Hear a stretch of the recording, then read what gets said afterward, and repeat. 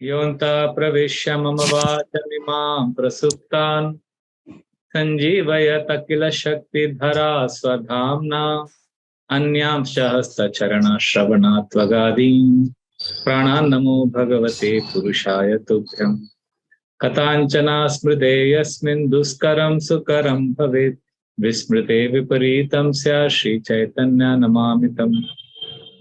So we'll continue from where we left off last time. Anybody remembers where were we? Bhagavatam study. Ashwatthama is releasing the brahmastra. It's a very action-packed scene now.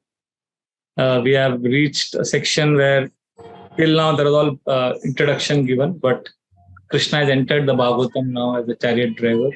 And so there was a chase. Ashwatthama is about to be captured now. Ashwatthama, fearing for his life, what does he do? He releases a brahmastra.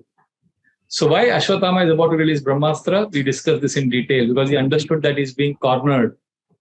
So he was, basically this reveals how Ashwatthama was very short-sighted, very selfish. When we are cornered and if we are not attached to something higher, then we do impulsively, we react in a way that only serves our selfish interest. And even if that means destroying everybody else, that's what many people do. And that's what Ashwatthama did. He didn't see the future repercussions of his action. Very impulsively he acted. Srila Prabhupada says that when we are not connected to Krishna, we act impulsively. And when Arjuna was connected with Krishna, so we see that he's going to offer prayers. He doesn't act impulsively. In a provoking situation, do you act rashly or do you act prayerfully and thoughtfully? So you don't have to tell me. You ask yourself, how do you respond? If you are Krishna conscious, then your response will be good. It will be prayerful in the long-term interest. It will be shreyas. But if we are not having Krishna connection, then our reaction will be prayers, impulsive. Abhi mujhe kya milega, relief. So Ashwatthama is not far-sighted. He is very selfish and narrow. This is a very important lesson in the Srimad Bhagavatam, where when like Ashwatthama, we will also be cornered, whatever, whenever we are in a provocative situation. So we can't be just selfish, thinking only of our immediate material needs. We need to see of the long-term consequences. The very beautiful section in the 10th canto of Bhagavatam, Krishna and Rukmini, Krishna very teasingly accuses Rukmini of being short-sighted.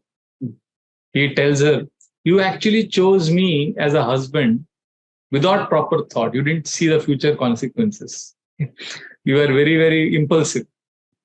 He tells her like that. She says, you got attracted to me very superficially. And then Krishna says, Rukmini, don't you realize marriage and friendship should always be between equals, not between somebody superior like you and inferior like me.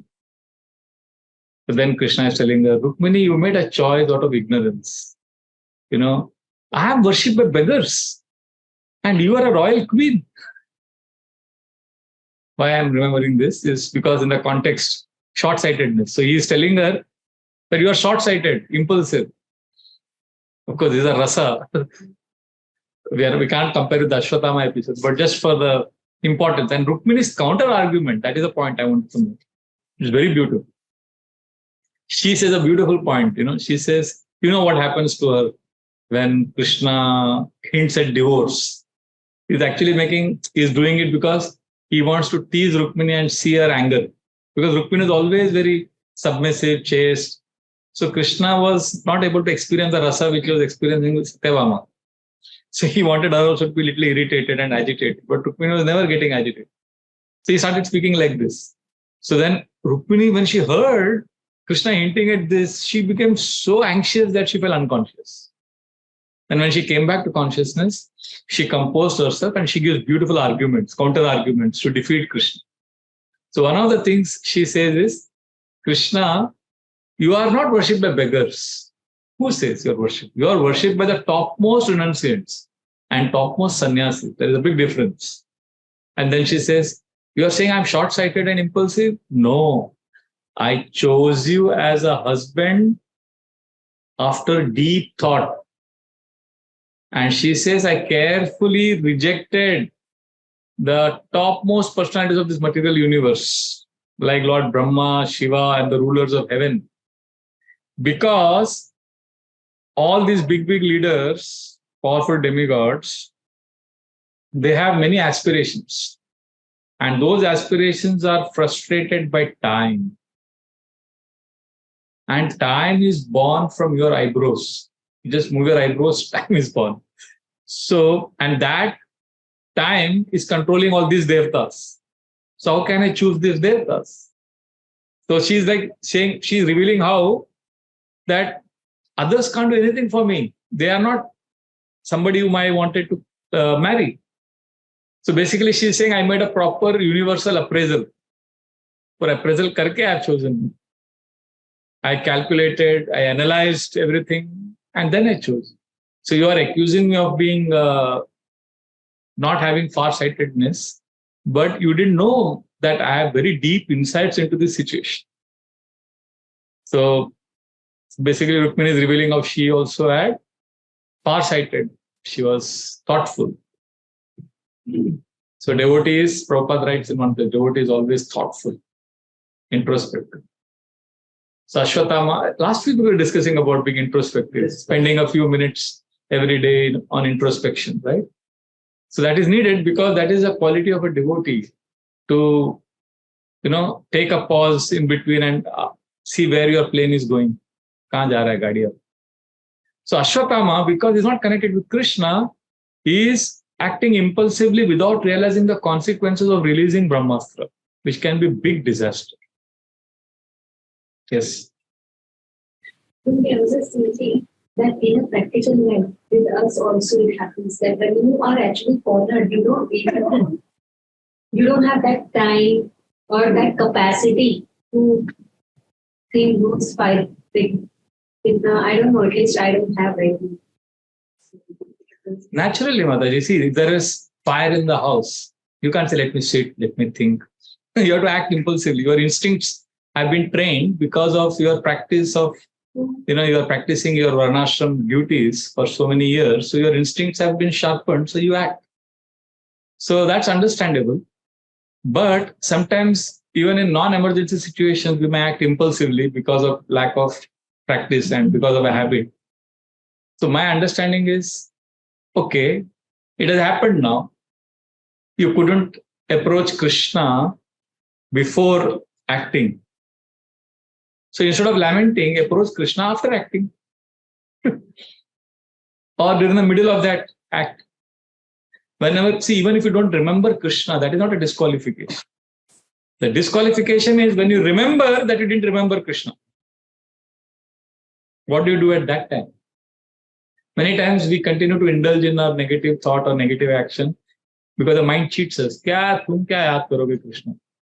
You are useless. And then we continue to not take the right step because the mind convinces us that we are useless. So my understanding is, okay, ideal is approach Krishna before you act impulsively. Ideal. But if you can't, then you approach Krishna when you remember that you didn't approach Krishna. It could be during the act, after the act. And they can always tell Krishna. So what happens like that when you do that?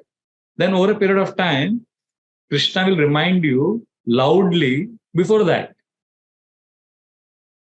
Are you getting what I'm saying? So my also another understanding on this is, for many devotees, it is not possible to remember Krishna when Maya. See, there is two things, Maya and Krishna. So when Maya attacks, ideally we should remember Krishna and say no to Maya. But my practical observation, because you are asking a practical question, I am saying practical thing. Many devotees are unable to remember Krishna when Maya attacks. So they are not able to say no to Maya and yes to Krishna always. So my take on that is, okay, even if you can't choose Krishna over Maya, at least choose Krishna after you have chosen Maya. Or at least choose Krishna, even if you can't choose Krishna over Maya, at least take permission of Krishna before choosing Maya. or seek forgiveness of Krishna for choosing Maya. Seek redemption. है ना? माफी मांग लेने का भगवान से. Are you getting? Doable, no? And when Krishna is there, Maya cannot survive it. No, Krishna and Maya are always together. They're always together. Prabhupada बोलते हैं Maya is everywhere. महाराज एक क्लास में बोलते हैं Maya is in the altar also. Maya is inside, ना हमारे अंदर है वो. So that's why we have to always be Krishna conscious. If we can't be Krishna conscious always, then Maya will catch us. But we have to turn to Krishna. Practical is, see, attentive chanting is not that you remember Krishna every mantra that you chant. Remembering Krishna, listening to every mantra of the holy name, that is not possible also. But when you remember that you are not paying attention, what do you do that time? That is more important.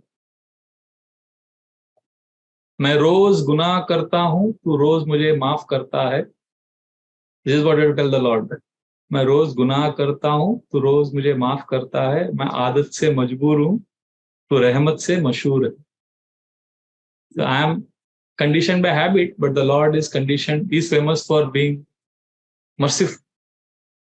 So this is not a Prabhupada said we should be very strict about our vows and all of that. But still, अभी क्या करेगा कोई भी फिसल रहा है तो. So is the solution, okay, leave Krishna and go away. That's not the ideal, but at least coming back to Krishna is more important. Falling down, you can't avoid, but falling away, you should avoid. There is a difference between fall down and fall away. Fall down matlab get up, again come to Krishna. Fall away matlab छोड़ दिया, वो race ही छोड़ दिया. So impulsive actions are because of the culture we are living in. Because we are living in a society where our lifestyle is such that we want to do a lot of things in less time. Our whole life is based on that. आज इतना काम करना है, time come. Because of that, all the devotees are suffering. So I am requesting you to change the paradigm. Instead of doing a lot of things in less time, forget this paradigm. The other paradigm is understand what is your limitation and do what is most important within that limitation. What is your limitation? Within that limitation, do what is most important for you. Yes, Prabhu. Can you repeat the shairi or whatever it was? Because I had a question to this, which I think the answer lies in that. My question was. I try to recall. मैं रोज गुनाह करता हूं, तो रोज मुझे माफ करता है. मैं आदत से मजबूर हूं, तू रहमत से मशहूर है. My question was that, as you said, that if Maya is within us, then we may later on seek forgiveness or repentance or whatever, I mean, redemption. But then, and you also said that we are not always able to, do it before. We may do it later. But then the power of Maya is such that it will always become a habit. Yeah, it's I true. will always keep on I agree. doing it. I agree. And then go back and then ask for it. I agree with you. You are right. But tell me, what is the solution?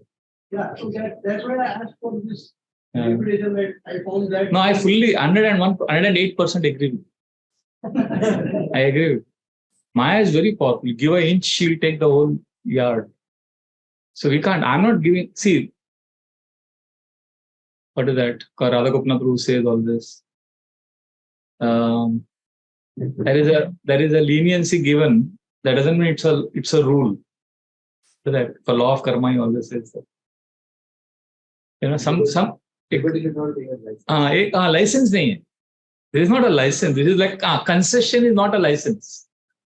This is a concession I'm sharing. What I'm saying is a concession. ठीक है यार, नहीं कर सकते तो कम से कम बाद में तो आओ भगवान के पास.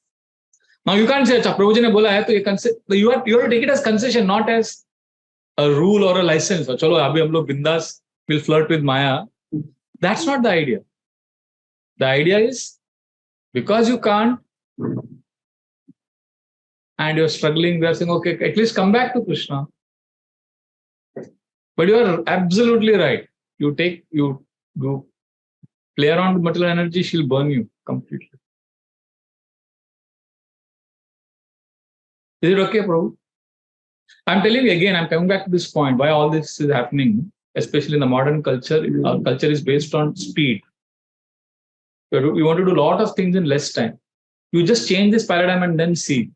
Then automatically you'll see that you're able to navigate through Maya and illusion and impulses much better when you slow down your life. Slow down your life means instead of doing a lot of things in less time, do the most important things within your limitations. Do you understand the difference?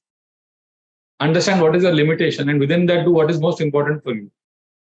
Vis-a-vis, you're disconnected from yourself. You don't know what is your limitation. You're just trying to do a lot of things in less time. That is disastrous. Understanding your limitations and within that knowing what is most important will make you more peaceful. Like one of our boys, IYS boys, he was not getting married. All the alliances that the marriage board was showing, Amritana Mataji is not here. She would have confirmed what I'm saying. So this boy was not getting married only because his conditions were too idealistic. He had 10 qualities he wanted in the girl he was wanted to get married. She should be beautiful. She should be great cook. She should have great sense of humor. सब कुछ चाहिए. मतलब ऐसा कहाँ? The marriage board got frustrated with him. They said, they stopped showing him alliances. So he got frustrated. But अरे आप दिखाओ alliances. वो बार-बार चल रहा था. Marriage board भी, they also have human being, patience उनका चला गया. Because he was rejecting all proposals. So finally, I think Krishna Chandra Prabhu or somebody very sarcastically told him, Prabhuji, we are considering your application. We have forwarded it to Lord Brahma. When he makes a girl like this, we will get back to you. So then he came and told me, Prabhuji was very sarcastic. My unreasonable like a demand. I said, what is the demand? Then he told me the 10 points. I said, you're crazy. I said, okay. Then I told him the paradigm of understanding that what is your limitation, what is the most important. I said, isme se, what is it that you're okay if your wife doesn't have the quality? ऐसा करके एक-एक करके सब निकाला.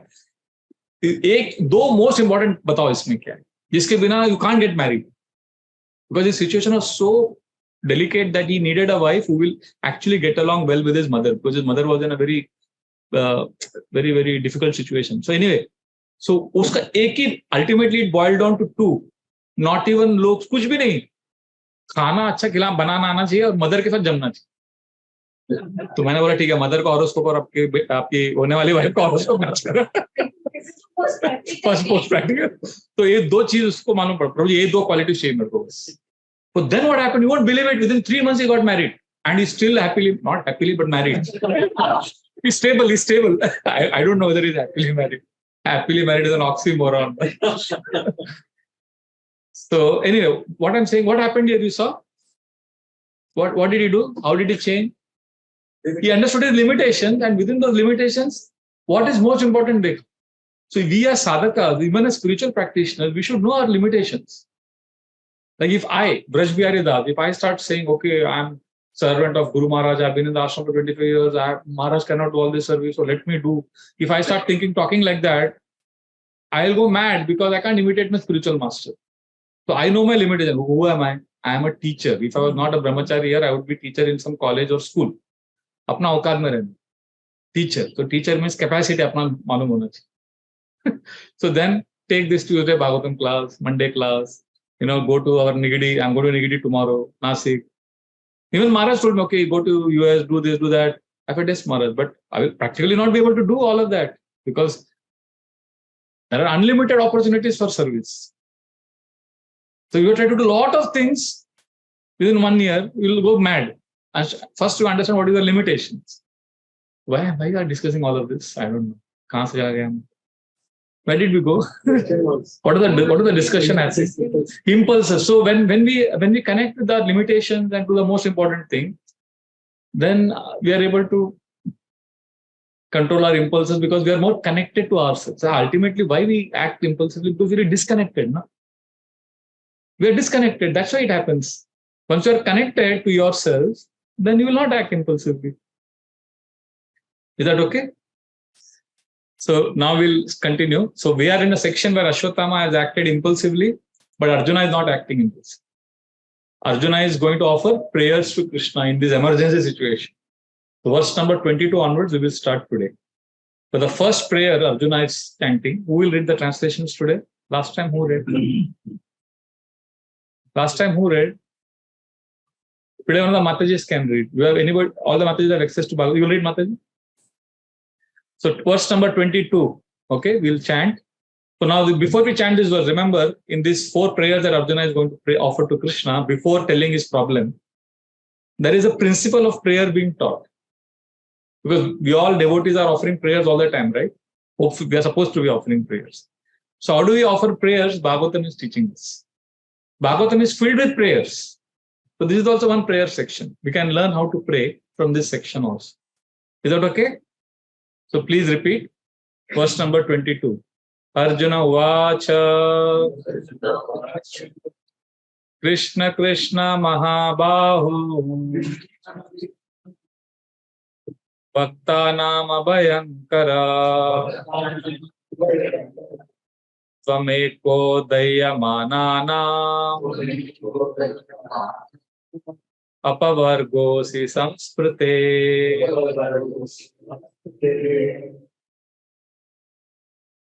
Arjuna said, "O my Lord Shri Krishna, you are the Almighty Personality of Godhead. There is no limit to your different energy. Therefore, only you are competent to instill fearlessness in the hearts of your devotees. Everyone in the plains of material miseries can find the path of liberation in you only." Now, this is a very fearful situation that has arisen. Somebody has released brahmastra and it's going to destroy. So it's a fearful situation. So Arjuna, first of all, in his first prayer is saying, Krishna, you are the ultimate shelter. Which means, because we are approaching Krishna, only then we can become fearless. Like once one devotee asked Srila Prabhupada, you are Swamiji, you talk about Krishna Prem, love of Krishna. What exactly happens when you love Krishna? What is that feeling of Krishna Prem? Hota kya? Prabhupada said, Krishna Prem means I'm fearless. Fear, it's a very interesting answer. So we are always living in fear. Let us admit that. There is insecurity everybody has, especially those who have a house, sir के ऊपर एक छत है, family है, घर है, बच्चे हैं, पैसा है, insecurity, fear बहुत रहता है. So that the only way that fear can be handled is when we have shelter. So Arjuna is saying, you are the shelter. And Srila Prabhupada also compares, see, when we don't have shelter, then we act impulsively. And Ashwatthama Prabhupada compares with many modern scientists also who are atheistic. Not all scientists are atheistic. I'm talking about atheistic scientists. Because they have superior technology, but they don't have proper discretion. When you have access to something very powerful, but you don't know how to use it, and you don't have discriminatory power, you don't have a sense of discretion, then you will end up misusing it. Like, for example, smartphones. I mean, smartphones are supposed to be used by us, but we are depending on it. It has become like, and the smartphone is using us. Ulta ho gaya. So Martin Luther King Jr. made a beautiful statement. He said, we are living at a time when we have guided missiles, but misguided men. So that is Ashwatthama mentality. Means there is no internal development. There is no inner growth. So then when we have access to a lot of power, like Ashwatthama forcibly learned brahmastra from his father. And his father, out of attachment, taught it to his son. So sometimes people are not qualified, but they have access to a lot of power. Like Taliban is kidnapping very intelligent nuclear scientists from Pakistan's scientific community. What they will end up doing?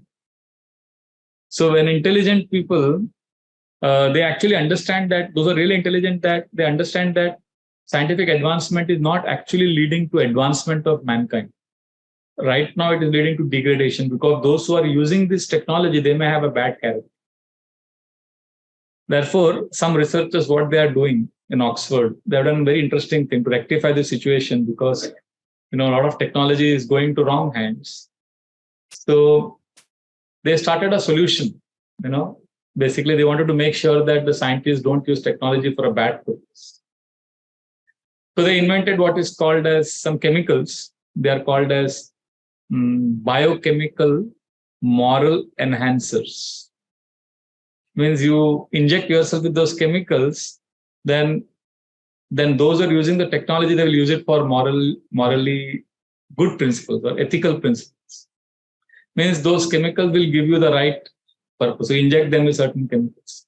So basically what the scientists have done, they have rejected religion, spirituality, but they are preferring chemicals to help use the technology properly. So these are Oxford scientists. And they admitted, after creating these biochemical moral enhancers, that there is a risk in that. What is the risk? Can you guess? They said that those are going to supervise this moral enhancers, biochemical moral enhancers, and those are going to be, those who have created it and those who are going to supervise it. Unfortunately, they are the ones who need it the most. The point is, those who are inventing this technology, they have also they have lost the purpose. So how will it help? See, it is not as simple as it sounds. Unless there is a proper character, you can't just artificially create. You can't alter the state of your brain consistently by some chemical injection. Srila Prabhupada also in the purport says that Arjuna's words are authoritative because he's already experienced a Kurukshetra war. He knows that fearlessness can only come from Krishna, because this world, everybody has insecurity, and if you are impulsive and not connected to Krishna, we can harm ourselves and the people we love. So therefore, this is very disastrous. Now, we can now also here the technology, the technology that we are talking about in the Mahabharata era, it's based on Shabda, sound technology. And then those are very subtle technologies. It's not like modern warfare is different. But in our spiritual life is also based on sound technology, chanting of mantras. So if we don't chant properly, or if we create wrong kind of sound vibration, criticizing, fault finding, then that also has a disastrous effect. So we could be a nice devotee externally, but we could be Ashwatthama in disguise if we are using sound technology improperly. That's also very important. If you want to sharpen your brain, stop criticizing others. There's a very big connection. Stop speaking negative, because it weakens the sword of your discrimination and buddhi. Buddhi gets, according to Sankhya philosophy, it explains how buddhi is developed through few activities. One of them is integrity of speech. We can't just speak frivolously, critically, because it will weaken the power of buddhi to discriminate what is right, wrong. That is why we say in our Gaudiya Vaishnava tradition that Vaishnava Aparad will get destroyed. Because when you criticize or offend others, then you are not able to say no to the illusory energy when it attacks. So Aparad ka scientific reason here. So you can go to the purport of this verse. The third sentence onwards, starting with the line, "A devotee of the Lord is always fearless." You can read from there. A devotee of the Lord is always fearless because of the protection given by the Lord. Material existence is something like a blazing fire in the forest, which can be extinguished by the mercy of the Lord Shri Krishna. The spiritual master is a mercy representative of the Lord. Therefore, a person burning the flames of material existence may receive the rains of mercy of the Lord through the transparent medium of the self-realized spiritual master. The spiritual master, by his words, can penetrate into the heart of the suffering person and inject knowledge transcendental, which alone can extinguish the fire of material existence. Yeah, so Now, you may say, after reading this section, that, okay, Arjuna is praying to Krishna, there's a brahmastra that is shot. So, how do we get help from the blazing fire? Because brahmastra is basically fire. We are also burning in the fire of material existence, samsara dava, nalnida loka. So, how can we get relief from the scorching fire of material existence, the suffering that we go through? So the Lord Krishna, he comes to us in the form of, what does this purport say? Guru. Vande Guru Shri Charanaravinda. So when we connect with the Guru, especially through his Vani, like if we have a spiritual master and we hear from him regularly, then that will have the same effect as Arjuna had when he approached Krishna. Same thing. That is what Prabhupada is saying here. Same thing. And we are lucky, ISKCON, whoever your spiritual master is, their lectures are abundantly available on internet. And Srila Prabhupada's, I have got this red color, I don't know if you know this, there is one red color musical device, one audio device, which contains thousands of lectures of Prabhupada. I play it every day, and every day one lecture I can hear. I'm on 760 now. There are some 3,000, 4,000 lectures. So, kabhi I hear same lecture 3-4 times, but the point is, it keeps going on.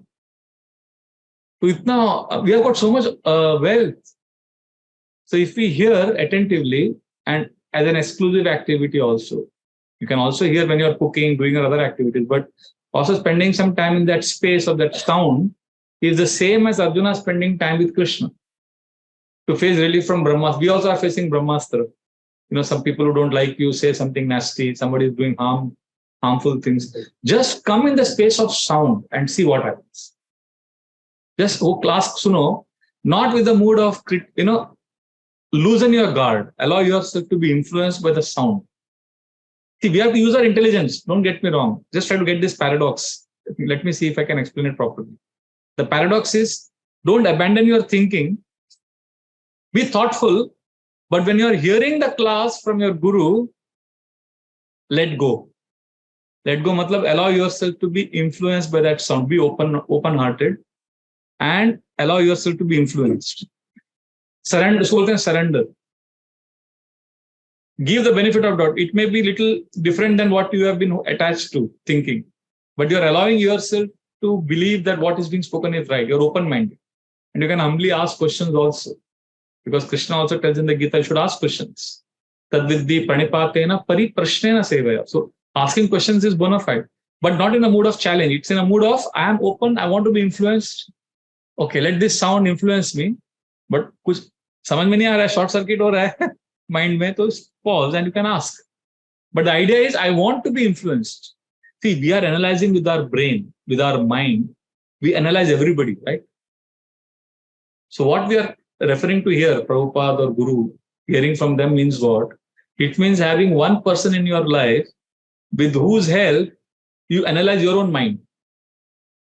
So there's two different things. One is you are using your mind to analyze everybody in this world. Right? But is there anybody in this world with whose help you analyze your own mind? अपना दिमाग लाके पूरे दुनिया को जज कर रहे हो आप. पर कोई दुनिया में ऐसा व्यक्ति है जिसके हेल्प से आप अपने दिमाग को, अपने माइंड को जज कर रहे हो, एनालाइज कर रहे हो.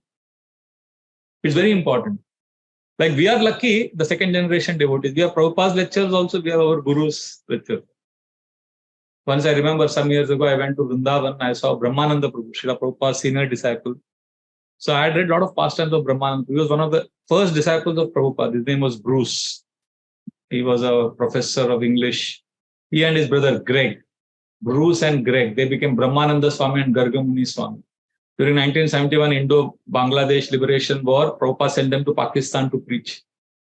Because an Arya Samaji challenged Prabhupada that what is the use of your preaching? If you are really daring, you should go to Pakistan. You should send your followers to Pakistan. And Prabhupada looked at Brahmananda and Gargamuni and said, so, will you accept the challenge? Yes, Prabhupada. So Brahmananda went to Pakistan and Gargamuni went to Bangladesh. and then there was a news that two Hare Krishnas were murdered. So Prabhupada started crying, thinking that they were killed. But actually, it's a long story, how they dramatically escaped and they came and all that. So they were very daring. So I saw Brahmananda sitting there. I was like, Prabhuji, idhar hi hai. So I went to him. I was excited. I said, then I paid my obeisances. Then I took his guidance. And then I said, please tell me something, which will help me in my spiritual life. This is many years ago, 2002 or 3, I remember. He asked me, who is your spiritual master? Then I told him my spiritual master's name. And then he said, you are lucky. You have Srila Prabhupada also. You have your Guru also. So you should hear both of their lectures. He said, for a child to grow healthy and emotionally become stable, the child needs both the mother and the father. Similarly, you need both your Guru and your Param Guru. So when you are hearing Prabhupada's lectures, you are getting your father's love. And when you are hearing your Guru's lectures, you will get your mother's love. So like that, I know many devotees who constantly hear. Hearing is our connection with Krishna. Hearing of a spiritual master is our connection with Krishna. So when I hear Prabhupada's lectures, like now I'm hearing 1974 lectures of Srila Prabhupada in Bombay. And just before this, he was in Los Angeles. Everything is same, but you can see the examples he's giving is different. Bombay mein, so he's using examples of pan bidi shop, daru, sharab. In Hindi, he'll say. So, theek hai na? So he'll say something in between in Hindi. You feel as if you're entering that space. And in between, he'll say, so you rascal, he'll say, So when he's chastised, you feel, Dadaji daat rahe. So like that. So it's very nice. Just imagine your Guru. It actually comes to you and sitting in front of you and talking to you. How will you feel? Like if he's talking to you personally, how will you feel? You will be like, "Arey, Guru Maharaj aa gaye, mere ghar pe aa gaye, mere samne baithe baat kar rahe." And that's exactly what is happening when you are sitting and hearing the class. He's giving you that association. And the proof of this is that if you hear attentively, see what happens. The experience you go through is surreal. It's actually the peace which you experience and the shelter you experience confirms that Guru is there. This is exactly what Arjuna felt, peace and shelter. The first prayer is all about shelter. Shelter means we get relief from the miseries that we are going through when we hear from our Guru and Srila Prabhupada. And Srila Prabhupada emphasized this a lot. In fact, when Srila Prabhupada was a businessman in 1932, he was the North India general manager for Bose Laboratories. He was going to his clients to collect all the money. So when he was traveling, he heard that Bhaktivedanta Saraswati Thakur is in Vrindavan. So the first time Srila Prabhupada goes to Vrindavan at the age of 36, and he knows that the yatra is in Koshi. He goes to Koshi, and that a big pandal, thousands of people have come for the yatra, and Bhaktivedanta Saraswati Thakur is giving a lecture. And Srila Prabhupada goes to the tent pandal and he's sitting there and listening to the lecture. And it's a marathon 5-hour class. Bhaktivedanta Thakur is going on and on and on. And all the sannyasis who are sitting in the class, many of them have to get up and leave because of the different services they have. But Srila Prabhupada just sits and listens. And before the class started, there was an announcement that a lot of devotees will be now going to Sheshashayi Vishnu temple for darshan. All of you want to come for the darshan, please come here. But also Bhaktivedanta Thakur will be giving a class here in the pandal. Those of you are interested, you can stay back to listen to the class. So Abhay Babu, that was Srila Prabhupada's grahastha name, Abhay Charan Dev. Abhay Babu decided, what I will get by going and taking darshan of so many temples and deities? Let me hear from Bhaktivedanta. So he sat down to hear, and he heard the whole 5-hour class. He didn't get up. And Bhaktivedanta Thakur kept looking at him in between. The class got over. Next day he went. Bhaktivedanta Thakur left. And after a few months, he came to Allahabad, Prayagraj, for temple opening. And the devotees were introduced Abhay Babu to Bhaktivedanta Saraswati Thakur, saying that Prabhupada, this is Abhay Babu. He brought the donations for our temple. And he is the one who got all the life members. Because Prabhupada would go to Motilal Nehru, Jawaharlal Nehru also. And he was very influential. So then Bhaktivedanta Thakur was very happy. Generally, if somebody is a big donor and is introduced to the leader will say, thank you for your donations. You are so kind. You have helped us make the temple. But when Bhaktivedanta Thakur was introduced, Prabhupada was being introduced to him. Prabhupada, Abhay Babu, he gave a lot of donations and he made the temples here. And what did Bhaktivedanta Thakur reply? Yes, I know him. He loves to hear. He doesn't go away. He could have said, he is the one who gives donation, I know, or thank you for the donation. No. His standard of a good devotee or I like him was because He likes to hear, he doesn't go away. And then Bhaktivedanta Thakur said, yes, I will give him initiation. So our basis, in our parampara, the connection with Krishna is through hearing from Guru or from sadhus or from devotees. Very important. There was one very big professor. He was a Shankaracharya's philosophy. He had done PhD. And he was preaching Mayavad, the doctrine of impersonalism, which is contrary to the Vaishnava philosophy. And he challenged Bhaktivedanta Thakur, so devotees in the temple. And he was a PhD scholar in Allahabad University, very high profile professor and expert in Sanskrit. And these devotees whom he was challenging in the temple were simple Bengali brahmacharis who were happy doing seva in the temple. And they couldn't answer all his technical questions. They said, why don't you come tomorrow, because our Guru Maharaj Bhaktivedanta Thakur is coming to Allahabad. You can come for his class, and after the class you can ask questions. He said, yes, I will challenge him.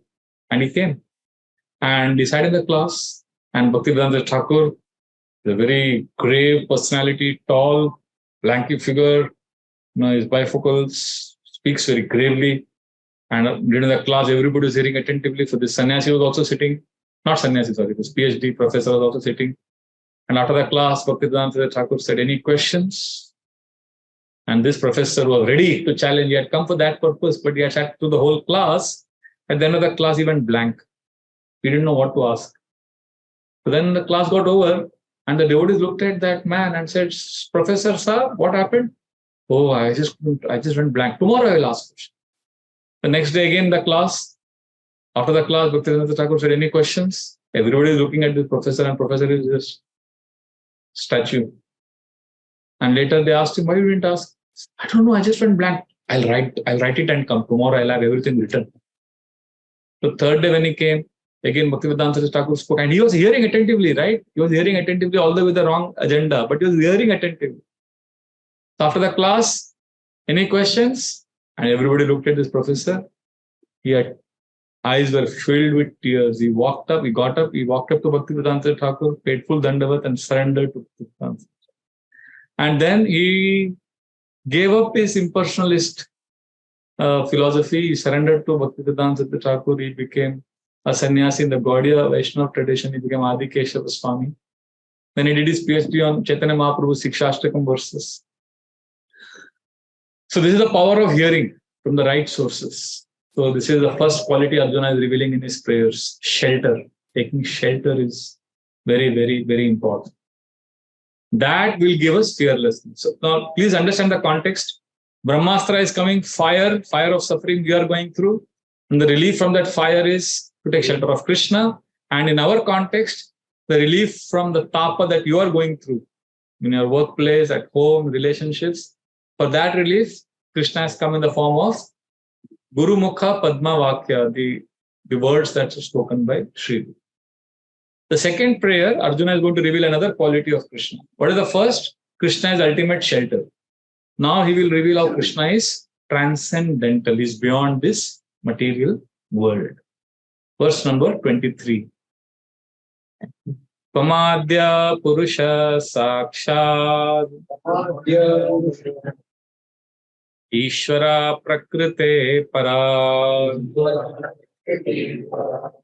Mayam Yudasya Chishaktya Kaivalye Stita Atmani. Infinite personality of Godhead who expresses himself all over the creations and is transcendental to material energy. You have cast away the effects of the material energy by dint of your spiritual potency.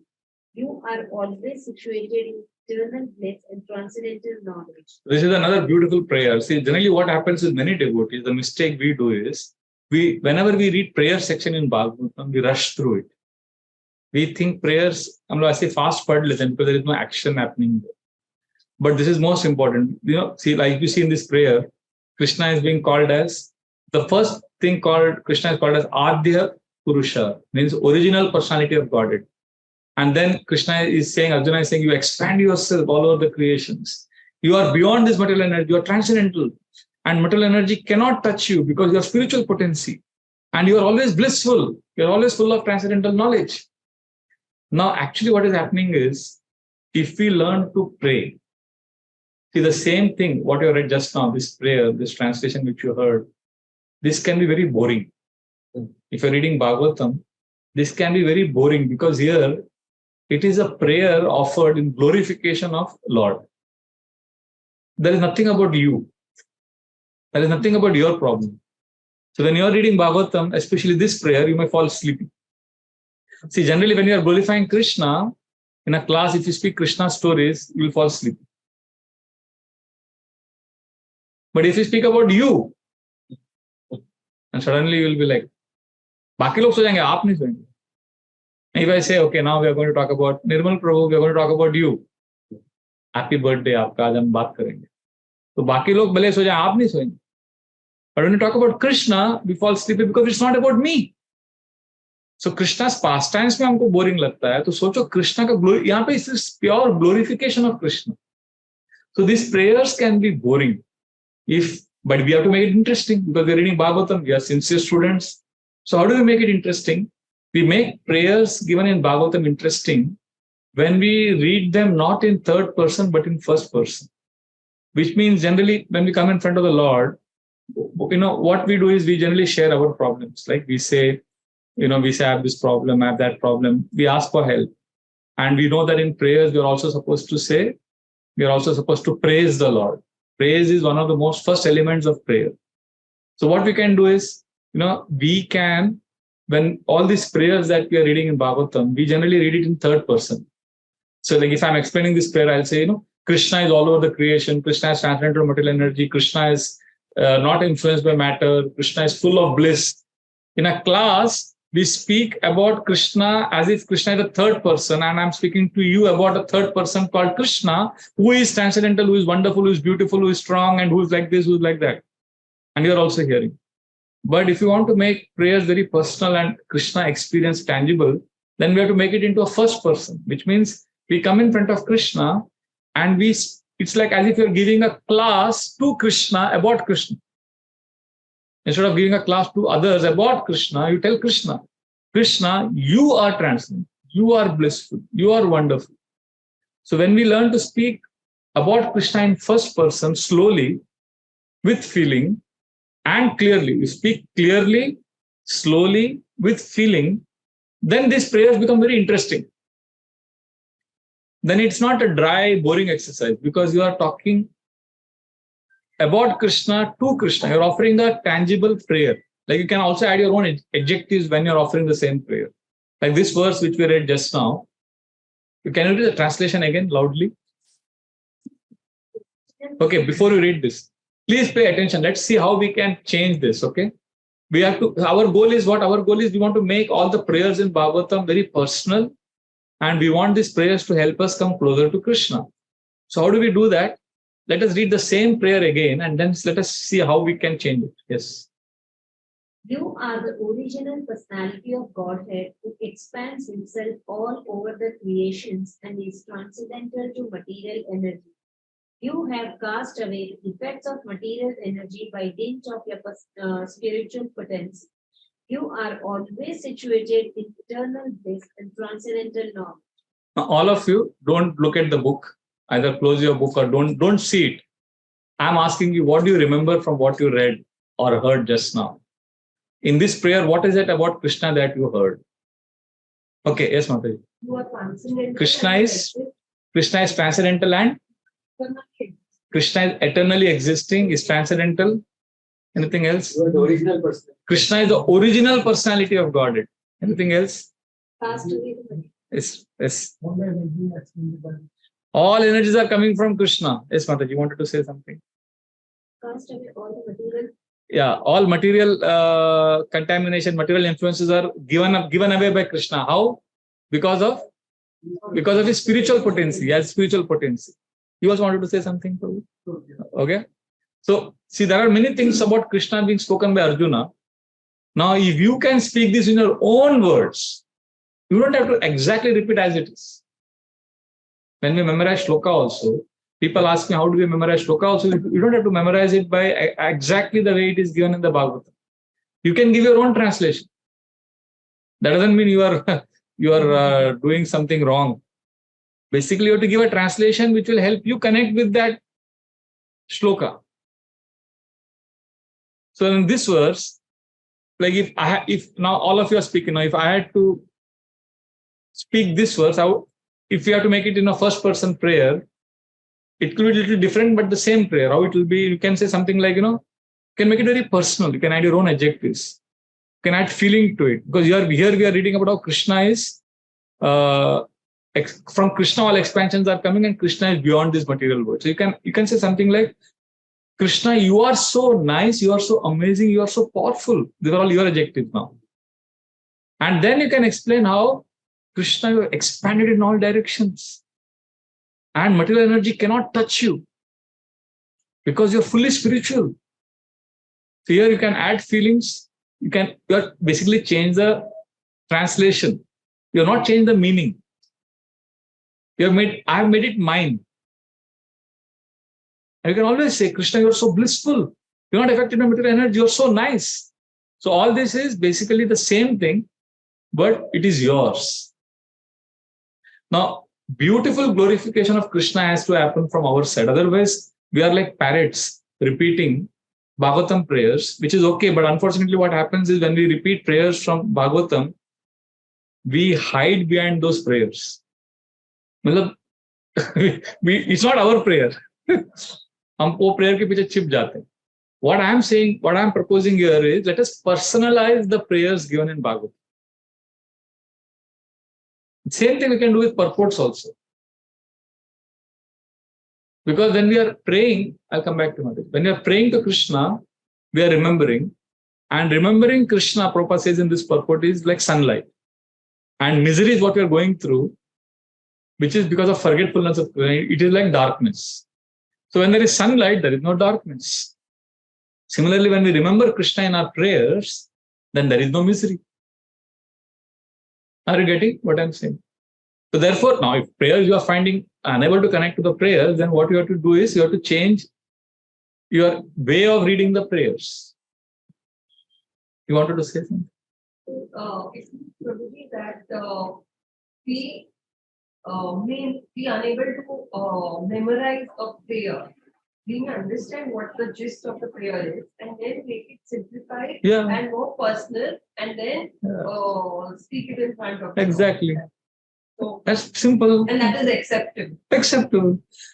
We have created self-imposed burdens that I have to memorize the prayer as it is. I have to know the Sanskrit shloka. कोई certificate नहीं देने वाला आपको. That can be more effective. Ultimately, why are we doing what we are doing?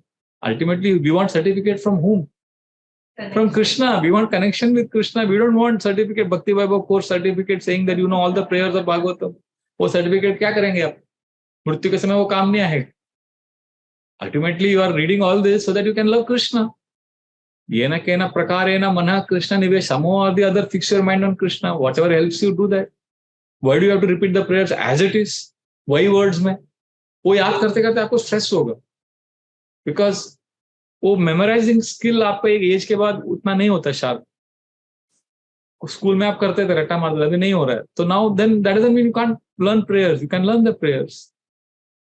So if you can memorize verses, nothing like it, because those verses are not different from Krishna, because it is Bhagavatam. But again, you can't just repeat mechanically. You need to invest your emotions in it. So whatever helps you to invest emotions, if it helps you to make your own translations, make your own translations. Is that okay? Because Bhagavatam says, we had discussed this verse earlier in the 3rd chapter. Yadanudhyasina yukta karma granti nibandhanam chindanti kovidastasya kona kuryat pataratin. Bhagavatam says, Anudhya means remembering of Krishna is like a sword. Asina means a sword. Yadanudhyasina yukta. What happens when you have a sword? Karma granti nibandhanam. All the complicated entanglements in our heart and brain because of attachments, chindanti, it gets cut when we remember Krishna. Remembrance of Krishna is a sword that breaks the knots of material attachments. Chindanti kovidastasya. The question is, the shloka is a rhetorical verse. It's asking a question. Chindanti kovidastasya. कौन ऐसा बुद्धिमान व्यक्ति है जो भगवान को याद नहीं करेगा? Kona Kuriyat Kataratim. Who is that person who will not want attraction to hear about Krishna? Because when we hear about Krishna, speak about Krishna and improve our remembrance, that will act like a sword. Now you may say, Acha, if I remember Krishna, my problems will go away. No, we are not saying that. Problems will remain. But what happens is, when we remember Krishna, our heart is filled with the sweet experience, sweet happiness. And that sweetness or that taste or whatever, that will make us feel that ये जो misery है tolerable है, चलो यार इसको सहन कर लेते हैं, क्योंकि बदले में आपको कुछ तो मिल रहा है, वो क्या है वो words में, it's ineffable. We cannot describe what it is, but sweet remembrance of Krishna makes the pain that this material world will inevitably give you. आप कोई भी हो, आपको ये दुनिया जो है दुख देगा. So therefore, we have to see, there is a very nice in the Bhagavad Gita. I found a very interesting conversation. See, 8th chapter in the Gita. Arjuna asked Krishna, Krishna, how can we know you, especially in the time of death? How can somebody know you well? So Krishna, what it does, he doesn't answer that question. What is Arjuna's question? How can we know you, especially at the time of death? So Krishna says, Arjuna, you should remember me at the time of death. Actually, the question was different. The question was, how can we know you at the time of death? Krishna gives an instruction, remember me. Are you getting it? So Vishwanath Chakravarti Thakur explains in his commentary to this verse that Krishna has actually answered Arjuna's question. Arjuna's question is, what? How can we know you? And Krishna is saying, remember me. So Vishwanath Chakravarti Thakur says, basically Krishna is saying that you can know him only if you remember him. Please listen to this very carefully. We can know Krishna how? And why are we having all these classes? So that you get a lot of knowledge about Bhagavatam. With that knowledge, what do you do ultimately? Remember Krishna. See, we can know Krishna only if we remember Krishna. Unfortunately, we want to know Krishna like, okay, I want to know about this table. I want to know about this microphone. I want to know about this computer. So what do? We read about it. We hear about it. This is the way I know about the microphone or the table or the computer. We think Krishna also is known like that. No. Krishna is not known by simply reading or hearing.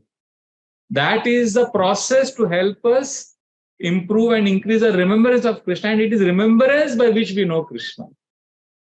There is no other way. We cannot know Krishna like we know about the table and the laptop and the microphone. हमारा दिमाग में fit हो गया. Knowing मतलब अच्छा क्या है, question पूछो, समझो, कृष्ण के बारे में भी पूछो. But you can't remember the table and know the table. But Krishna, if you want to know, we have to remember. Then Krishna will reveal. So therefore, ultimately, it all boils down to remembering him. So when we remember Krishna, we can know Krishna. Simple. Hare Krishna. So we have taken 2 prayers. There are 2 more prayers. We'll take it next time. It's 8:35. So to summarize, we today discussed 2 of those verses, 22 and 23, where Arjuna, in response to the brahmastra being released, is praying to Krishna and is offered 2 prayers. First prayer is revealing how Krishna is the ultimate shelter, and second prayer is revealing how Krishna is transcendental. And we learned from these 2 prayers how we can make these prayers personalized when we speak these prayers in first person, adding our own our translations with our feelings. We can make our own translation based on our feelings and emotions, taking the theme from this prayer. And that way we can come closer to Krishna. And when we pray to Krishna, we will remember Krishna. And when we remember Krishna, what will happen? We will know Krishna. In Chaitanya Charitamrita, Madhavendra Puri section, Prabhupada writes very emphatically, one cannot know Krishna without being a lover of Krishna. He says like that.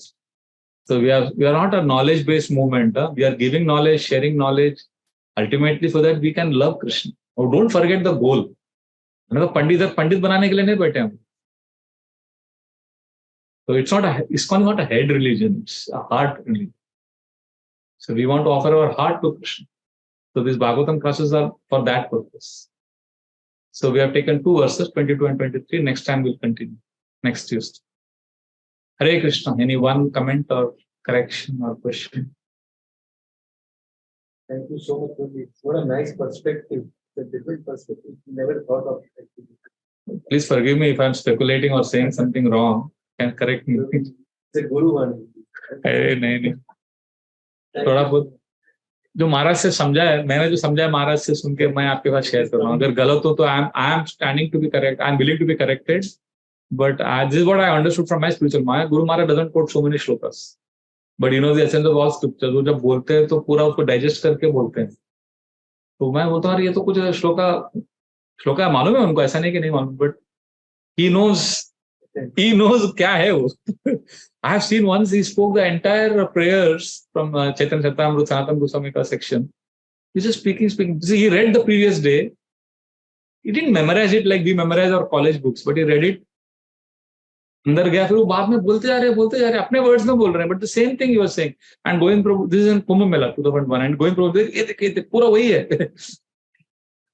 We are having the Chaitanya Charitamrita. So then I realize what space he is living. So he is living in the space of connecting with Krishna through remembrance and prayers, not necessarily mugging up like, it's not a brain exercise. Ratta maro, yaad karo. Hare Krishna. Thank you so much. Thank you. Granthra Srimad Bhagavatam ki jai. Srila Prabhupada ki jai. Aap sab ki jai. Thank you devotees who come online. Hari Bol. Thank you very much. Hare Krishna.